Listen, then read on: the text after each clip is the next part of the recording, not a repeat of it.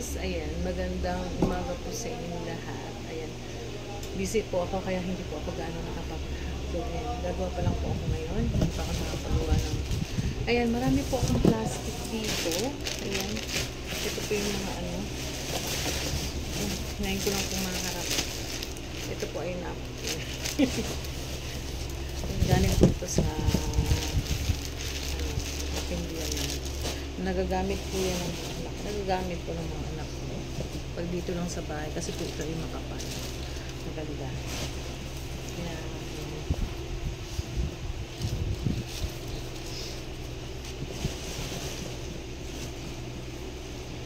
ilagay natin sa plastic para may pasok sa loob. Then, itong mga plastic po ni ito rin ayusin ko. Ayusin ko para ano,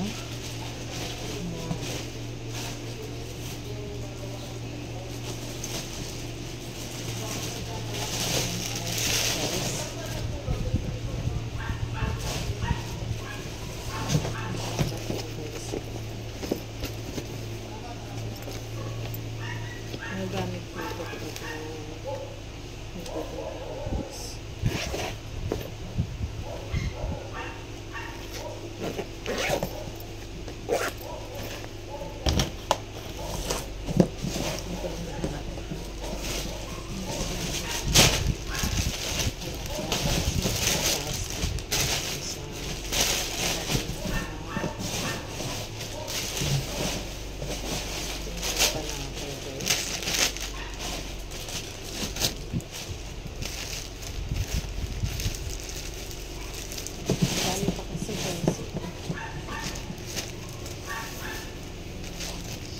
ito ay ginamit pang para hindi pinadala dito.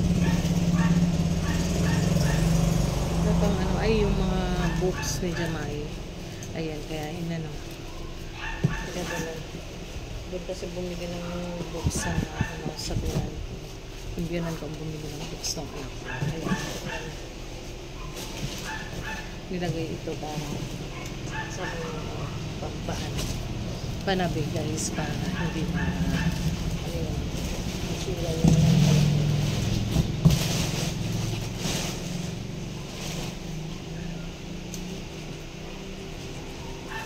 guys. Grabe ang ginawa ko ngayon guys. Naglinis sa taas, nagtiklop ng mga damit. Hindi ko pa nilalagay, hindi ko pa nilakot kasi hindi ko kaya. Papabuhat ko doon sa aking asawa para may akit na sa taas. Alam niyo po guys na bihira ako makat sa taas kasi nga napapagod na ako. Parang isang beses lang sa isang linggo ako umakyat sa taas namin para maglinis. Then dito lang po talaga ako nag-stay sa baba namin kasi then lalo na kapag mainit hindi ko kaya mag-stay. Kaya dito ako natutulog sa baba. Dito kami natutulog. Katabi ko sa tulog. Sa baba.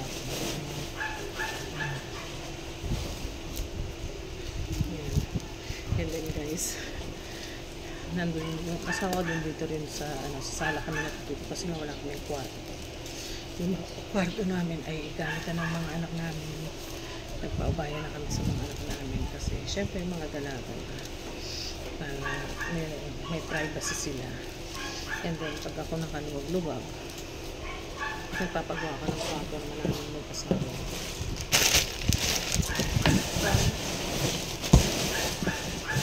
Wala na.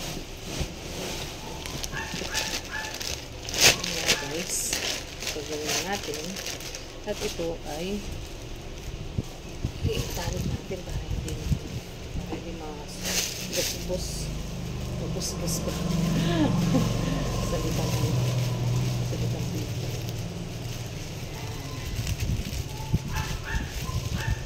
Guys, para ilagay ko sa loob. Para pag kukunin nila, kukuha lang sa kasi. Ang kalat guys. Sabi lang namin para ng bodega. So dami ng mga gamit. Sabi ko nga sa mga anak ko guys. Para hindi masikip yung kwarto nila.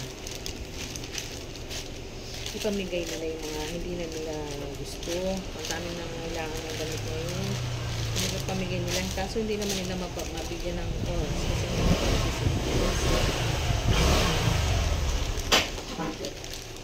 Kasi Mama, hindi naman binigay yung ano namin eh. Hindi pa ibibigay. Check pa ni teacher yun. Ayun. Yung kahapon. Hindi pa yun. Kasabay-sabay niya yung checkin. Baka next week yun ibibigay. Ha? Next week. Pagpasok mo sa Monday, malay mo ibigay na. Pag natapos niyang checkan. Ayun. Naku ko. Hinihintay niya na ibigay daw yung exam nila. Eh sabi ko hindi pa ibibigay yun. Kasi nga, ano, hindi pa na ganito guys. Ayan, ganito. Para sila hingi ng papel. Nangihisa yung mga classmates mo? Para batuhan nila. Oo. Batuhan Ganun. sila ng papel. Gano'n. Kahapon pa yun ang babatuhan eh. Hindi na nagsawa. Guys. Ganito natin. Ito yung natutunan ko dati nung nag-Hong Kong ako. Ganito. Kasi puso sa Hong Kong. Talagang importante yung mga ganito ay maayos. Hindi mali. Palika. Diba? Mama, nakasabit kayo. Eh, huwag mo sirain. Mama, ako Magpalit daw ka yung lang. number 1. Bakit? Number 1 natapos? Ha? Number 1 natapos? Una ka natapos sa exam? Hindi na ano. Saan? Na magaling. Oh, babe. Ganun? Sigurado ka? Hindi very good kung itong number 1. Nagbibida ka lang ata eh. Ha? Joke time mo lang ata ako eh. Hindi. Sino nagsabi? Hmm? Sino nagsabi na ikaw ang magaling? Teacher. Hmm? Wala mo. Si teacher mo, sinabihan ka? Ang sabi sa'yo? Ha? Sabi daw sa kanya ang teacher na magaling Number daw 1 siya. na. Number 1 na. Magulo. Hindi. Number 1 na. Ano? Hindi matalino. Kala ko matalino eh. Tama naman yung mga ano ko ah. Okay, magaling ka naman daw ata, sabi ni teacher. Mahula. Mahula lang yun. Talino naman ako. Ha? Ba't di ka ata marunong?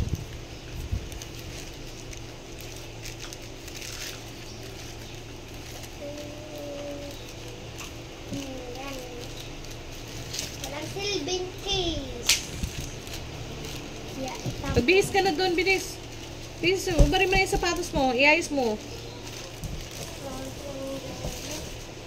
Kung sa ilalim ng ano. O dito, iwan mo na lang dito, sa may cabinet.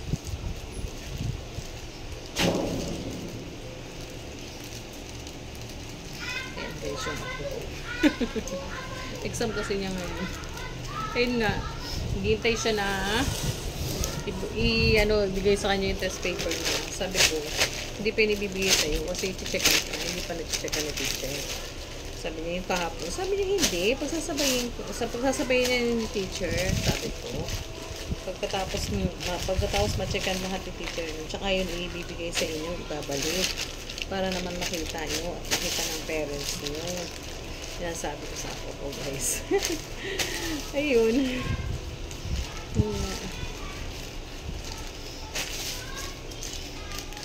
Second grading na nito yun guys. Ngayon start na naman ng third grading. Yan. Sayang kasi ito guys, yung mga plastic na ito, nagagamit. Kasi nga, hindi ba nagda-diaper yung akin ako? Kasi JK. Nakakaano naman na ilalagay mo lang sa basura na hindi naka-plastic. Kaya, yan, nagagamit ko ito pang nagamit namin ito. Pang diaper plastic. Para hindi pangit yung hindi ba mga muli. Kasi paano naman, tapos tsaka ilalagay sa basurahan. Hindi rin tangay ng hindi lang yung mga minsan kasi dito ba sa amin may mga galang aso. Kaya nga hindi ko nilalabas yung basurahan namin kasi guys. Kasi pag iniwanan sa labas namin, nilagay yung basurahan namin. Kakalkalin ng mga ligaw na aso. Then magkakalat na sa kalsada. Nakakahiya, di ba? Nakakalat ang basura.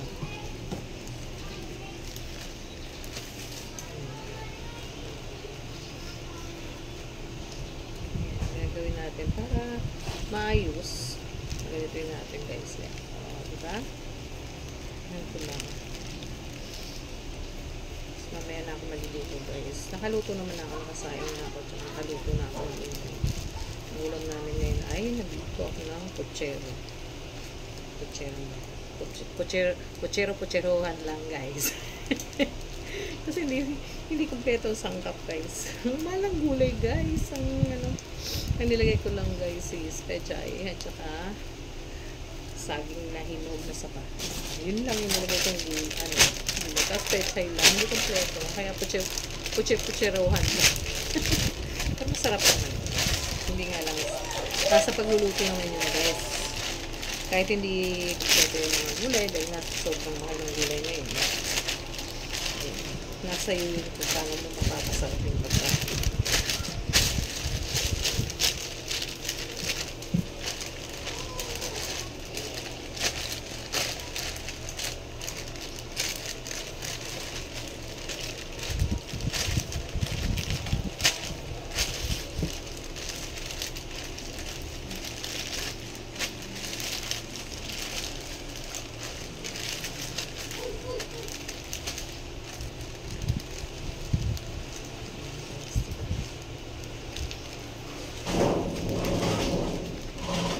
Benton!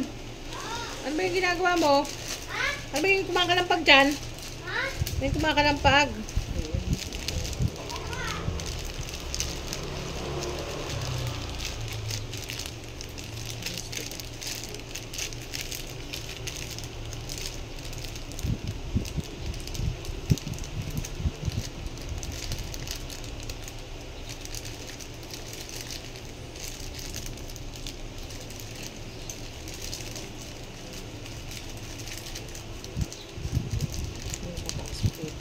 Para hindi siya ayan.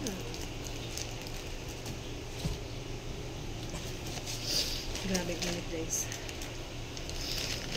Ngayon ako naliligo. Tapusin ko lang ito. Maglalagay pa nga ako ng damit. Ipapaakit ko pati sa taas yung mga damit para may ilagay sa cabinet.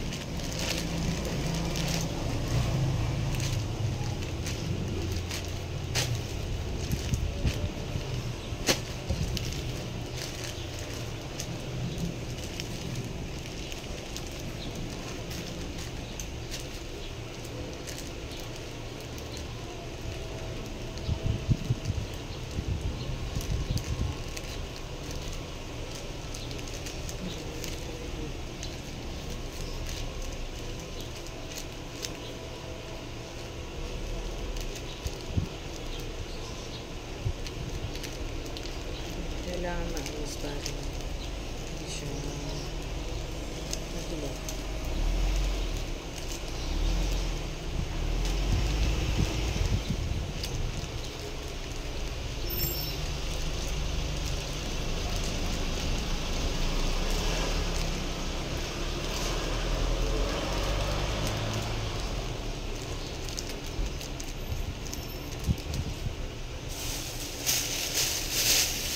Natutunan ko guys. Nasa hanggang dito. Bago pumunta ng sa training.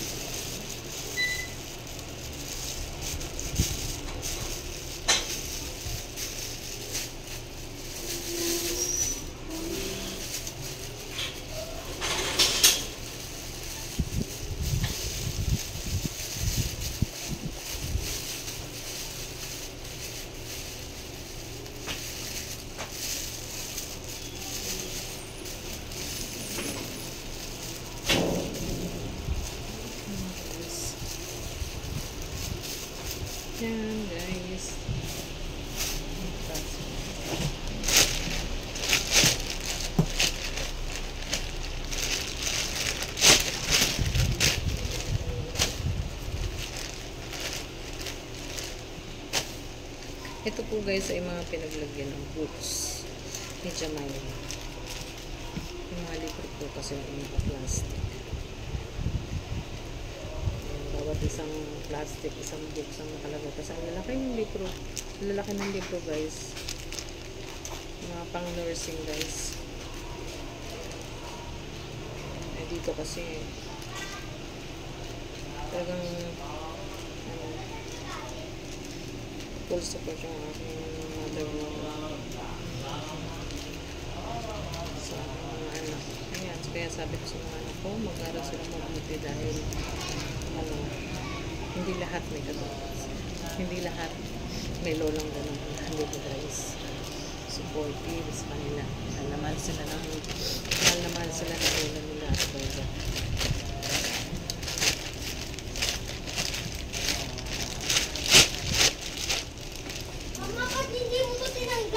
Hindi ko alam. Kanina ko to full. Oh, kaya kasi iniiwan, sabi ko sa'yo. Dapat binili mo sa akin, eh marami kong ginawa. Ewan ko sa'yo. Bilis na magbihis ka na doon. Magkakaroon ng mantsa na naman yung pampi mo. Ang hirap magtanggal ng mantsa. Check. Ito na.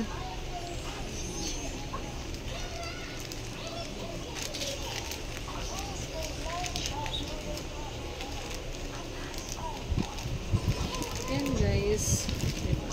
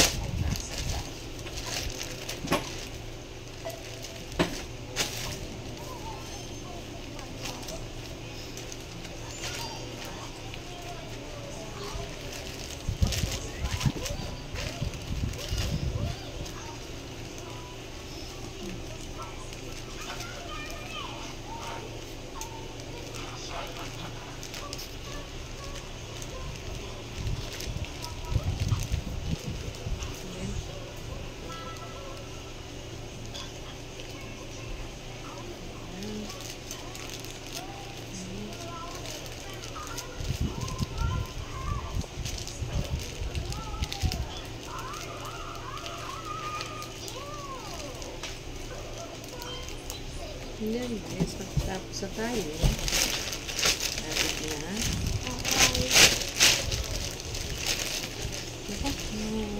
Dilim na naman.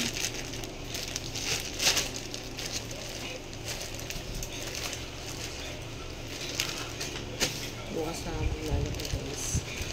Kasi kakaan ko lang yun. Katupi ko lang din ang mga nilabang. Tapos na lang.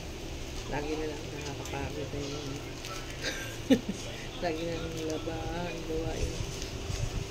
Maglinis ng bahay, magluto. Magkatid sa anak. Kasi yung dalawang anak, ang kapal ako naghahatid. So, nahatid ko. So, para makatipid na lang sa pambaon guys. Sa pamasahe.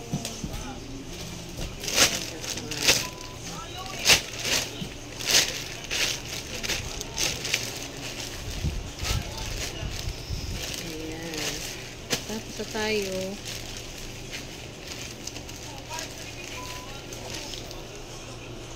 Ayan guys, hanggang dito na lang muna guys ang aking vlog. Ayan, maraming pong salamat. Sana po patuloy po ninyo ako sa pag-aming journey dito sa pag-vlog guys. Bye bye! See you next video and pa-subscribe naman po ng aking channel. Ayan guys. See you!